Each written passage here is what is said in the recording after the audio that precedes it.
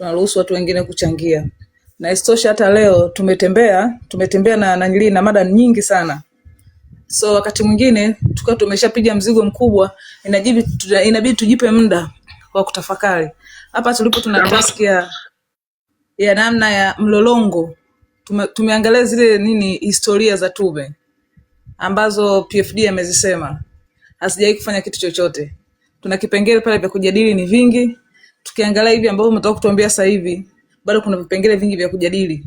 Kwa hiyo kutokana na muda wetu sasa hivi tuna dakika kama 18 na hilo swala la ICC ni refu na tumechelewa kulianza kwa sababu litakuja kuleta mambo mengi sana.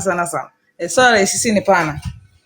Labda kesho tuanze nalo. Ila kwa muda huu nataka niweze kusema mambo yafuatayo.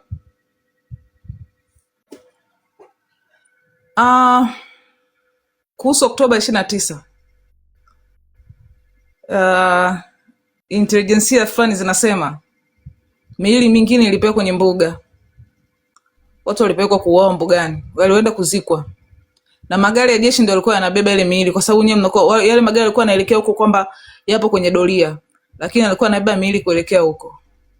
Kwa hiyo kwa wale ambao wanahusika na masuala ya utalii, watu mnaenda kuweka hashtag, mnaendaje kutalii sehemu ambapo wenzetu walikufa? Walipelekwa Mikumi, wengine kwenye mbuga za Katavi, sehemu zingine ni huko Selu. Kwa magari yalikuwa yanatembea kwa minajili ya kwamba yanaangalia usalama. Na Oktoba 29 kuanzia ukanda wa pwani wote mpaka Morogoro ulikuwa hawakufanya maandamano. Kwa hiyo yale magari yalikuwa yanaelekea huko, yanapita kwa minajili ya kwamba yanafanya ulinzi. Kumbe kuna mission zao walikuwa wanafanya. Na ndio tabia zao. Kingine, Warioba ana struggle. Samia saizi baada ya tume kufanya kitu kinaitwa maridhiano. Yaani wakati wanaendelea tume inaendelea kuongea na wananchi, wakiwapata wale wa ukweli, waanga wa ukweli, wanawaambia maneno mazuri, wanawaambia vitu vya kuwadanganya, kuendelea kupoza. Na huku sisi inaendelea kufanya mikakati ya kuwarudisha watu. Kama mnavyoona leo hii sijui Yombo Dovya, si una matatizo gani? Hivi Yombo una matatizo gani? Jenzi mpo Yombo kweli? Mnaona gala wanaofanyaga video. Kuna kidada yani ninatamani sijui nikakinywe supu. Yaani ni mikakati unaendelea kudanganya kwamba serikali eti Danieli nani Papa walienda kuomba kuanzisha sijui balozi kule, eti Papa anawaombea, yani kwamba kule hakuna tatizo, wametunga vitu afu mijitu ya Yombo imefanya press. Yaani wanazidi kutengeneza maigizo kwenye social media. Serikali njia inazotumia sio sahihi. Ninapowaambia saa hizi wana kama wiki, wanawaita wamama ili wawape pesa za mikopo. Wanaanza na wamama ili vijana waone kumbe hela wamepewa. Wanataka kufanya hivyo pia ili kuwarudisha kwenye jamii kupitia UWT. Ndio mikakati ambayo wanaifanya sasa. Kwa hiyo tunatoa wito wale wote wanaohusika na hivi vitu. Mama yote utakayeenda, jiandae kisaikolojia. Gen Z tunakuja. Na vijana wote, wasaliti wote. Lakini pia Warioba anapambana. Mama Samia sasa hivi kimya anajaribu kutengeneza tume ya maridhiano, yani ya kudanganya tume ya maridhiano. Kwa hiyo unamwona anamuita Warioba mara kwa mara anakataa usaliti. Alikataa kujiunga. Kwa hiyo na sisi tunamsihi mzee wetu asije akajiunga na Butiku. Butiku ni msaliti, ni wazee ambao walikuwa tunawaamini kwenye jamii, lakini Butiku alisaliti kambi. Warioba bado anaendelea kupambana, anapambana ili asije kaingia kwenye mtego wa maridhiano. Na bado kuna baadhi ya viongozi ambao wanaendelea kuaminika kwenye jamii. Serikali inahangaika ili itakapokuja kutengeneza tume ya maridhiano wawepo humo, ili kuzidi kutengeneza maigizo ndani ya Tanzania. Kwa sababu wakishatengeneza wanaandaa ripoti duniani ili ionekane kwamba kila kitu kiko sawa. Lakini vitu haviko sawa. Kwa hiyo wale wote ambao ni potential kwenye jamii yetu, ambao wanataka kuja kuingizwa, ambao wapo kwenye maongezi, mazungumzo na Rais Samia rais wenu, of course, sijui ni rais wenu, sijui ni nani, I don't know. Ni kwamba Msisubutu, tunawaomba msisubutu. Tunawaambia hivi, sasa hivi tupo kwenye hatua ambayo tunakuja. Kwa hiyo tunatoa onyo kabisa, msisubutu, mtakuja kujuta. Tunawasisitiza tena, mtakuja kujuta kwa hicho ambacho mnataka kukifanya. Huyo Samia sisi hatuna shida naye. Huyo Samia tunajua tutamalizana naye vipi. Hataki kuongea hapa, sisi watu kuongea sana, ila tu mjue hilo. Tunawakanya hapa hadharani hayo makundi ambayo yanaenda kushiriki kwenye ujinga. Mmemjaribu Tundu Lissu mara nyingi, lakini amegoma. Tundu Lissu hawezi kukubali huo ujinga. Na Tundu Lissu asije akakubali kuvunja heshima yake kama alivyovunja Mbowe na wengine ambao wamekuaga wasaliti. Mmewaona. Msizani hiyo serikali wanakuaga wanawafuata sana, wanawapa pesa. Wakina Msigwa mliona namna walitusaliti. Wanawapa pesa nyingi ili wageuke. Hata sasa hizi kuna watu wanawavizia ili waje waingie kwenye hiyo tume yao ya maridhiano baada ya hii tume kumaliza kazi yake ya kutengeneza maigizo. By the way, hiyo hao tume ambao mnaona wanazunguka sasa hivi walishakaa na Samia, washaandika ripoti. Yaani ripoti ilishaandikwa. Vitu gani watasema? Yaani vitu gani vitaandikwa kwenye hiyo ripoti? Namna gani wataitengeneza na itageuka. Alafu baada ya hapo ndo wamekuja kwenye jamii kuja kufanya maigizo. Na leo hii wamechukua clip videos ndogo ndogo nyingi sana. Wanazipitisha kwenye magrupu ya WhatsApp na message kuhamasisha watu kwenda kutoa ushahidi. Hivyo basi tunatoa wito kwenu nyote, kama mnavyosikia sasa hapa, mtakuja kufa. Hakuna kitu kinalindwa kwenye mahakama kama ushahidi. Kesi za kawaida tu shahidi analindwa. Kesi za kawaida shahidi anauawa. Iweje wewe umejeruhiwa na yule mtu ambaye ni ana hadhi, ambaye amejipa kwenye hadhi kubwa kwenye nchi, unaenda kujipeleka unasema ni mtu salama? Mtakuja kuuawa vibaya sana. Ndani ya hii miaka 2, 3, 4, 5 hayupo hata mmoja ambaye alikuwepo kwenye alienda kutoa ushahidi na akazulika. Na hata wale walioko mitaani kwa sasa hizi mlipo, mjitahidi kuishi kama madigidigi, hasa wale ambao jamii inaweza kawa inajua ulikuwa affected na masuala ya nili. Kwa sisi kwetu kuna watu ambao walipigwa risasi za tumbo. Mimi binafsi kuna kaka mmoja nilimwambia, hebu nenda kwanza na nili mkoani, toka kwanza. Na hata ukifika huko wewe tulia kwanza, usije ukaanza kusema sema, kwa sababu watu sio wazuri. Hawa watu wana mbinu nyingi sana za kupata information. Sasa hizi wako mitaani, sehemu za kazi na maeneo tofauti tofauti wakifuatilia.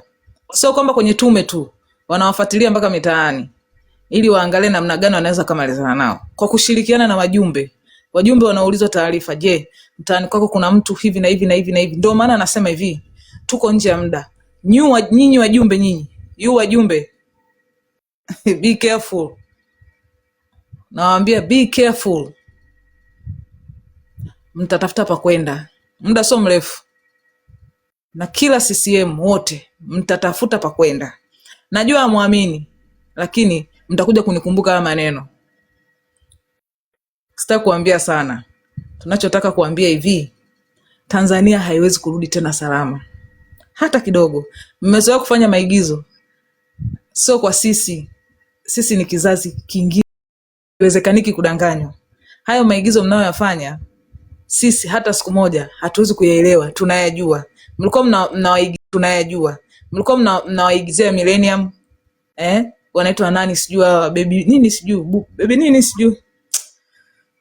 Enzi hizo mmewaigizia maigizo mengi mkiongozwa na huyo Rais wenu Nyerere. Sasa basi tunataka tumwambie Mama Samia, sisi hamwezi kutuigizia.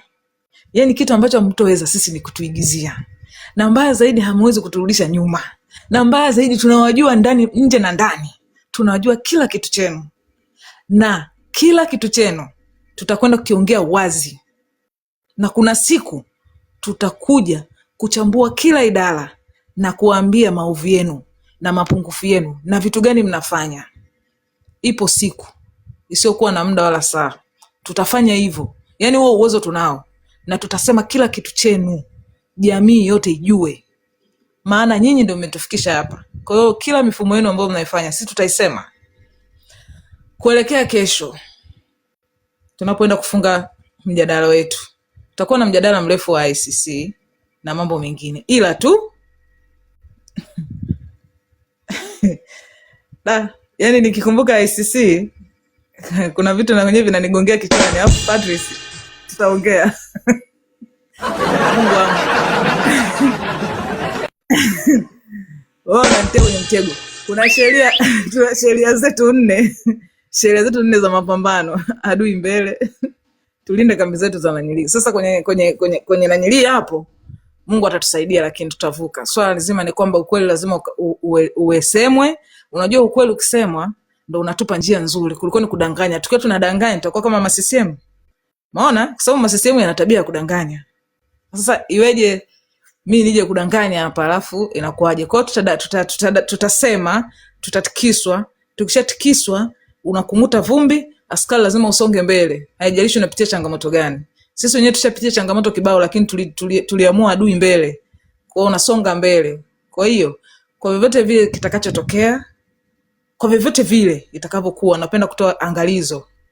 Basi tuhakikishe kwamba tunasonga mbele. Adui yetu ni Samia. Sababu kuna mada zingine lazima zitaleta mushkili kidogo, lakini tumejipanga, na ndio maana nimetoa highlight kwenye mjadala kama huo.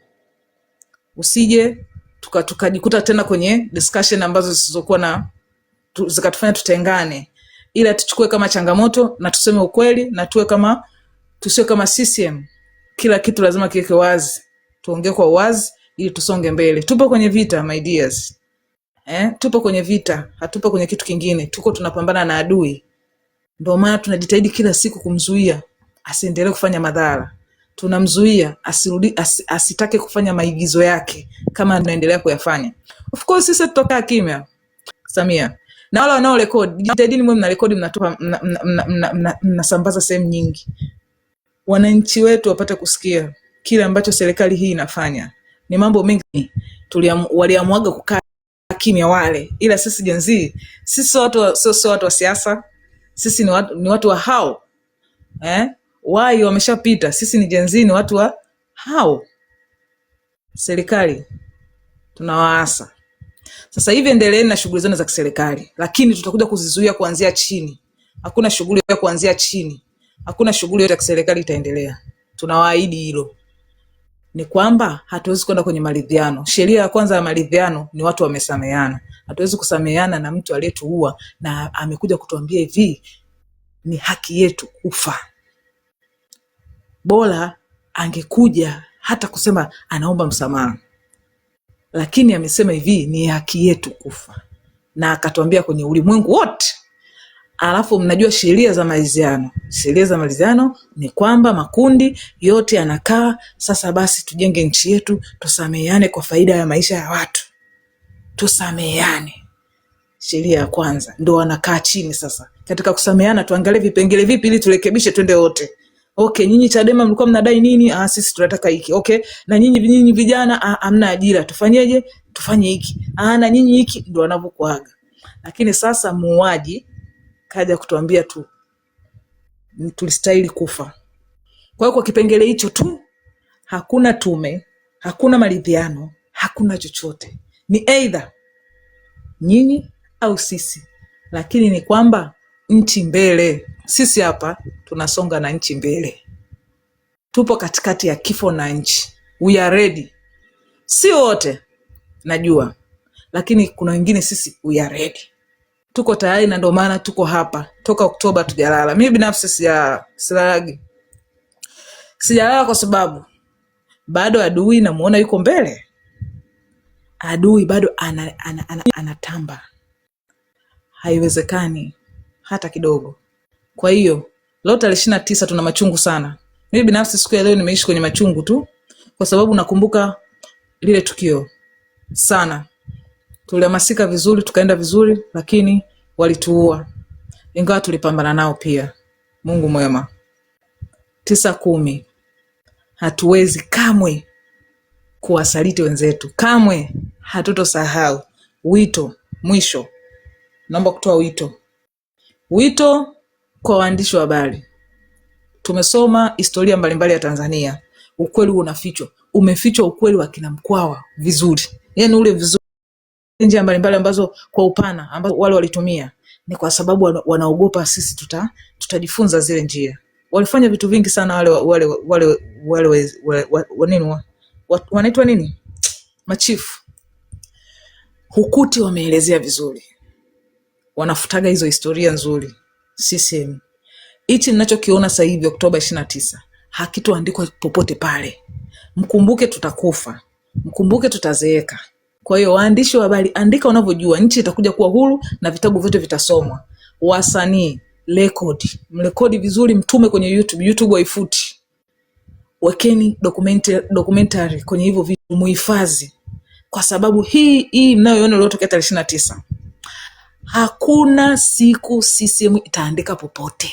Hakuna kipengele kitakachoandikwa ni kwamba kulitokeaga vurugu na machafu. Kulitokeaga vurugu kidogo uchaguzi 2015, lakini rais alishinda na mambo yakawa salama. Kulikuwa na story za kutunga za vifo, lakini vifo vilikuwa vidogo na habari inaishia hapo kwa mwaka 2029. Kile ambacho unahisi, unafeel kwamba kitakumbukwa vizazi na vizazi, hakuna kitu kama hicho. Kwa hiyo muendelee kuhifadhi hizi kumbukumbu, kizazi na kizazi waje wakumbuke. Mimi ninachopendea pumbavu wasio na akili. Siku hizi watoto wadogo wana akili timamu sana. Mtoto ana miaka 3 anapekua simu vibaya sana, anajua kila kitu kutumia, hadi anapanda live. Umeona? Wale watoto sasa hivi wanajua kila kitu kuhusu Samia. Tena mkiwa mnakaa na watoto, endeleeni kuambia vizuri kuhusu Samia. Mmeona madhara, nendeni muambie kuhusu nchi ya Tanzania ilivyokuwa. Mwambie historia inasema hiki na hiki na hiki na hiki na hiki. Hata swala la Oktoba 29 mwende muambie vizuri. Wao walisikia mabomu hadi walizoea. Watoto wa siku hizi ni wazuri bwana. Mabomu, risasi, wanauliza mbona leo hamna mabomu, mbona leo hatusikii? Unaona hicho kizazi kizuri hicho, generation beta nini alpha, hao wako vizuri. Yani wenyewe tu kwanza mabomu wanataka hadi wanasikia kama mziki. Sasa CCM sisi tumeanza kazi, msizanie mtatuzuia, na huko mbele kuna vizazi vipo vizuri vinakuja. Mtatoka tu, yani hiyo, mtake mnatoka, msitake mtatoka, hakuna namna, na hatutorudi nyuma. Na yani sijui niwaambie nini. Yani kwa sasa hivi Samia, CCM kuanzia wajumbe, mjue mtaelekea wapi. Mjue tu pa kuelekea, tunawaambia ukweli, tunawaahidi hadi tunawaambia mjue pa kuelekea. Mimi kwa muda huu naishia hapa. Asante Patrice.